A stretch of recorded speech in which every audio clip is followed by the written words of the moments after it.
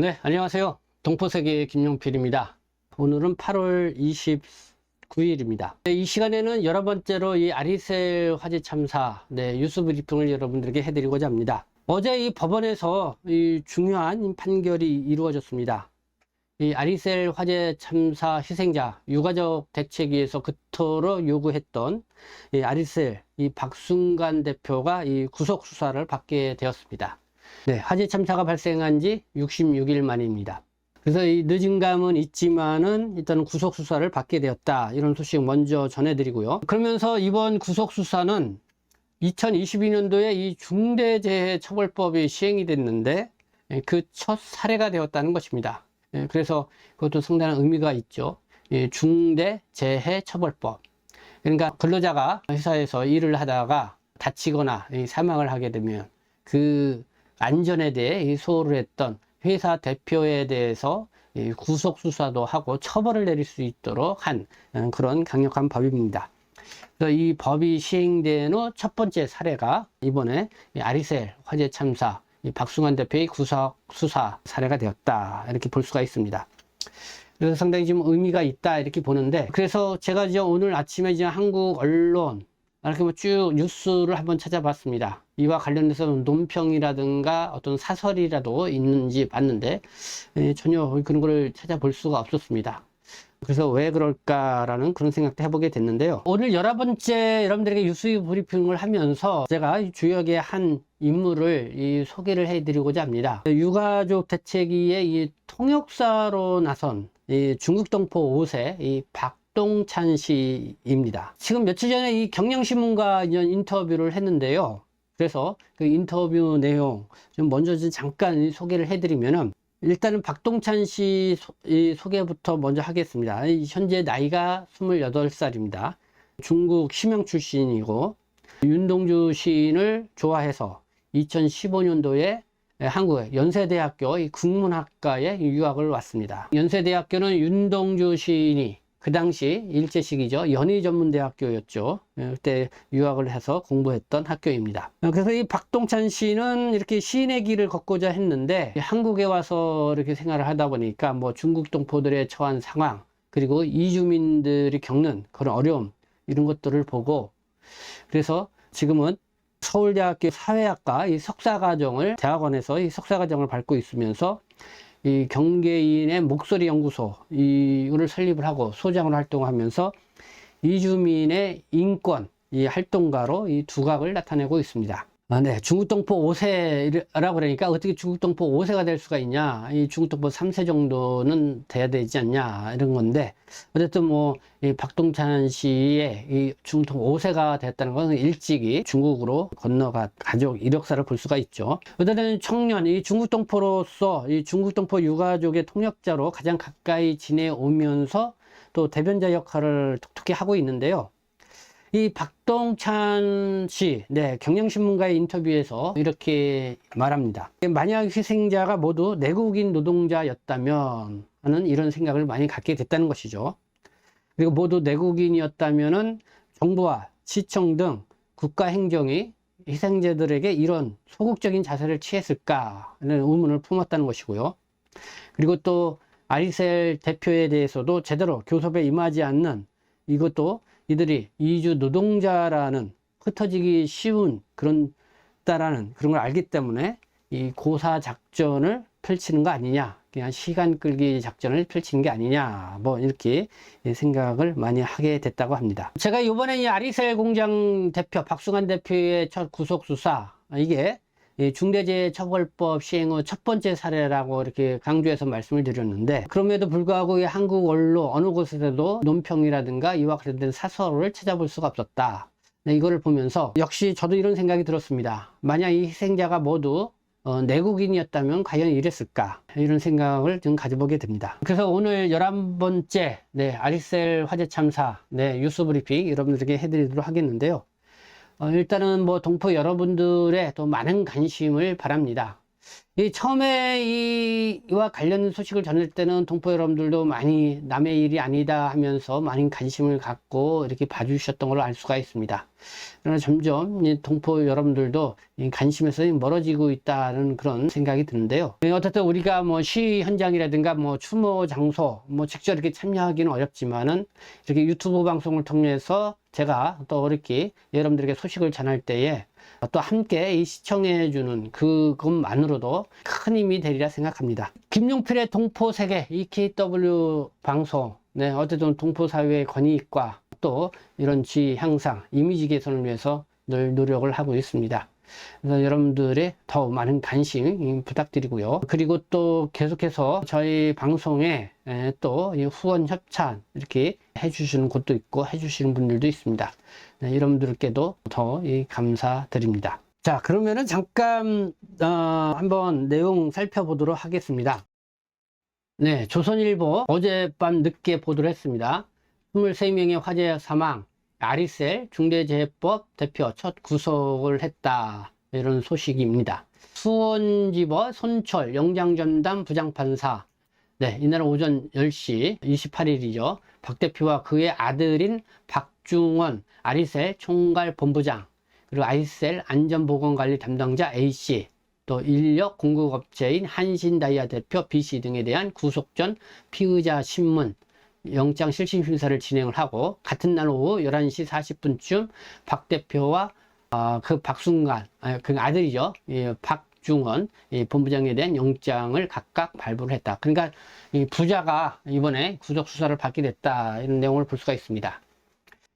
경찰과 이 고용노동부 이 수사 결과를 보니까요, 이 아리셀은 납기를 맞추기 위해서 비숙련 근로자를 제조 공정에 불법으로 투입을 했고, 이 과정에서 발생한 불량 전지가 폭발 및 화재에 영향을 준 것으로 파악이 됐다. 네.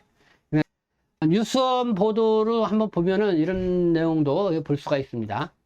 아리셀은 1차 전지 군납을 실시할 때인 2021년부터 검사용 시료를 몰래 바꿔치기 하는 방식으로 국방기술 품질원을 속여서 검사 통과를 받아내오기도 한 것으로 드러났다. 이게 참 중대하죠. 2021년부터 검사용 시료를 몰래 바꿔치기 하는 방식으로 국방기술 품질원을 속여 검사 통과를 받아내오기도 했다. 그러던 중 무리한 제조 공정으로 납품기한을 맞추기 위해서 일평균 생산량을 2배 수준으로 늘리는 등 작업량을 무리하게 늘렸던 것으로 확인이 됐다. 그리고 작업량이 많아지면서 아리셀은 인력 파견 업체인 한신다이아로부터 숙련되지 않은 근로자 53명을 새로 공급받았고, 이들은 제대로 된 교육 없이 현장에 투입이 됐다. 53명. 이제 인력사무소를 통해서 53명 이렇게 투입받았는데, 이 중에서 절반 가까운 23명이 이번 화재 참사로 사망을 하게 된 거죠. 이 재외동포 체류 자격으로 있는 이 중국 동포들이 상당수 포함됐죠. 이 53명 중에는 재외동포 체류 자격을 갖고 있는 이 중국 동포들이 많이 있었으리라 생각이 듭니다. 그리고 한국에 입국한 동포들이 아니었을까. 그것도 30대, 네, 또 40대 초 아주 젊은 이 중국 동포들이 많았다, 이런 것이죠. 또 공장 비상구 문이 피난 방향과 반대로 열리도록 설치됐고, 항상 열릴 수 있어야 하는 문에 보안 장치가 있는 등 대피 경로 확보에도 총체적 부실이 있던 것으로 조사가 됐다. 사고 대처 요령에 관한 교육도 제대로 이루어지지 않고 있다. 그래서 경찰은 지난 23일 이들에 대한 사전 구속영장을 신청을 했고, 검찰도 같은 날 바로 법원에 구속영장을 청구를 했다. 네, 어쨌든 이렇게 구속수사를 받게 된 이 박수관 대표, 정말 유족에게, 희생자들에게 진심 어린 사과부터 하는 것이 우선이 아니겠나, 이런 생각이 듭니다. 자, 이와 관련돼서는 유가족 대책위도 입장을 냈습니다. 네, 아리셀 대표 본부장 구속의 피해가 참사 해결의 첫걸음이다, 뭐 이런 입장을 발표를 했다는 소식 또 여러분들에게 전해드리도록 하겠습니다. 이 아리셀 산재 피해 가족협의회와 아리셀 중대재해 참사 대책위원회, 네, 29일 오전 이 성명을 통해서 참사의 해결에 첫걸음을 내디뎠다, 환영하는 입장을 밝혔다는 소식입니다. 이 수원지법이 살인자 이 박순관과 박중원에 대해서 구속을 결정을 했다. 이번 결정은 참사가 발생한 지 66일을 살아내는 동안 받아온 차별, 혐오, 배제의 말과 시선, 또 감정의 폭력에 무릎 꿇지 않고 버텨온 시간에 대한 아주 작은 보상이다. 하지만은 지극히 당연하고 상식적인 판결에 기뻐해야 하는 우리 사회의 삐뚤어짐에 다시 갈 길이 멀고 그 길의 끝에 닿기 위해 다시 마음을 다잡아야 하는 유가족이 마주할 현실 앞에서 이번 수원지법의 결정이 좋은 영향으로 작용하기를 바란다. 네, 유가족 대책, 가족협의회 대책위의 입장 어떻게 이 성명을 통해서 발표한 내용 네, 이렇게 여러분들에게 말씀을 드렸고요. 이 시간에는 제가 앞서 말씀드렸던 이 박동찬 씨, 이 경향신문가의 언론 인터뷰 내용 여러분들에게 소개를 해드리고자 합니다. 그들의 울분과 절망, 고스란히 옮기고 싶었다라는 제목으로 이 인터뷰 기사가 8월 27일자로 게재가 됐습니다. 한번 볼까요? 아리셀 참사 유가족 통역자로 활동한 박동찬 경계인의 목소리 연구소 소장, 네, 중국 선양 출신 동포 5세이자 이주민 연구자 활동가다. 이렇게 간단하게 소개를 하고 있습니다. 박동찬 씨가 인터뷰에서 한 얘기만 좀 주요하게 제가 말씀을 드리도록 하겠습니다. 아리셀 화성 참사는 한국 사회에 이주민 차별이 실제하고 있음을 확인해 줬다. 이번 사건을 그들의 문제로만 바라보는 것도 한계가 있다. 결국 한국 노동 환경의 문제다. 이렇게 지적을 했고요. 이 아리셀 중대재해 사고 대책위 법률지원단 첫 대면 자리가 첫 통역의 자리였다고 하는데 그때의 느낌 이렇게 얘기를 하고 있습니다. 한국에서 살아온 유가족은 한국어를 잘 구사했지만 중국에서 온 유가족들은 통역이 필요했다. 그래서 자리에 모인 10대 가정이 희생자와의 관계와 사연을 전하는데 마음이 힘들고 고통스러웠다. 그리고 유가족과 함께하며 평양적인 통역사가 되기로 했다. 평양적인 통역사가 되기로 했다. 통역이라는 것은 원래 오버, 그러니까 말하는 거에서 덧 붙여서 얘기를 하는 거죠. 오버하지 않고 정제된 감정으로 말만 옮겨 하는 것인데 하지만 이 참사의 상처를 가까이서 접하다 보니까 유가족들이 뭔가를 표현하려고 해도 황망하고 언어를 상실한 상태라고 판단을 했다. 단단하게 이 내용만 전달하는 게 아니라 울분, 분노, 절망까지도 고스란히 옮겨야겠다고 생각을 했다. 이 말씀을 하다가 목이 메어서 울음을 터뜨리면은 정부를 향한 질타, 행정을 향한 질타 등 생략된 언어도 옮겨야겠다는 생각을 하면서 끝까지 함께하고 대놓고 여러분들의 편에 서서 평양적인 통역이 되겠다고 약속을 했다. 그래서 박동찬 씨, 네, 유가족으로부터 명예 유가족이다 이렇게 호칭을 받기도 했다 이렇게 소개를 하고 있습니다. 그리고 이제는 아리셀 희망버스 지난 8월 17일 날 그래서 아리셀 공장 현장에도 한 55대의 희망버스 총 출동 전국 각지에서 해서 한 2천여 명 넘게 한국인 노동자들이 모였죠. 그리고 시민사회 단체들이요. 그때 이제는 노란 손수건 네, 이 문구에 이 희망버스를 단결버스로 번역을 했습니다. 이것도 소개를 했는데 이렇게 한 계기 유가족의 이야기입니다. 유가족 중에 이 박동찬 소장에게 우리가 무슨 희망이 있냐, 우리가 다 이 산손장 같은데 희망을 이야기할 처지가 아니다.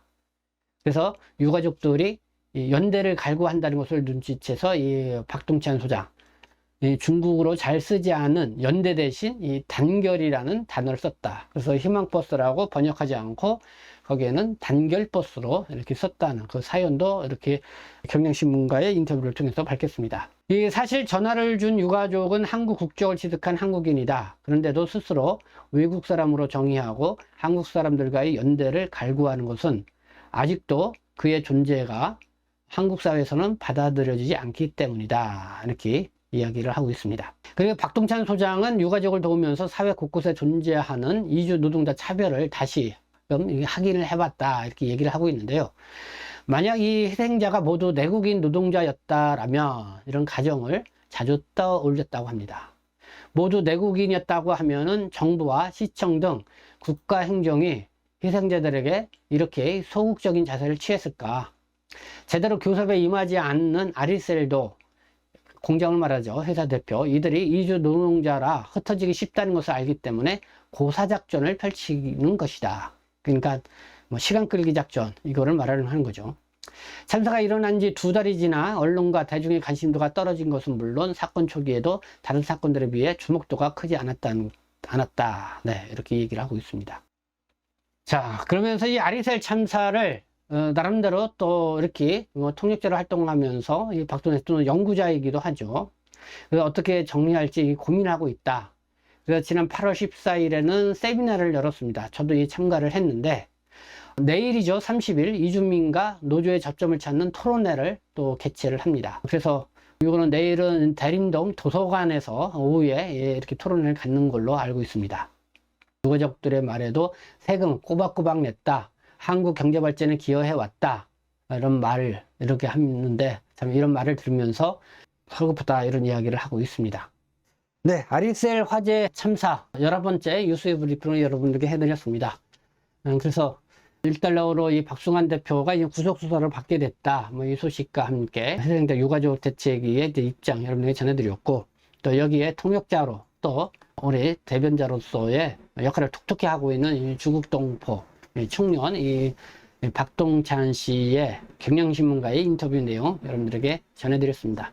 네, 여러분들과 함께 하면서 함께 좀 공감도 하고 또 여기에 대한 어떻게 방식으로 관심을 기울일 것인가 함께 생각하는 그런 시간이 됐으면 좋겠습니다. 네, 지금까지 시청해 주셔서 감사합니다. 저는 동포색심 대표 변장 김용필이었습니다.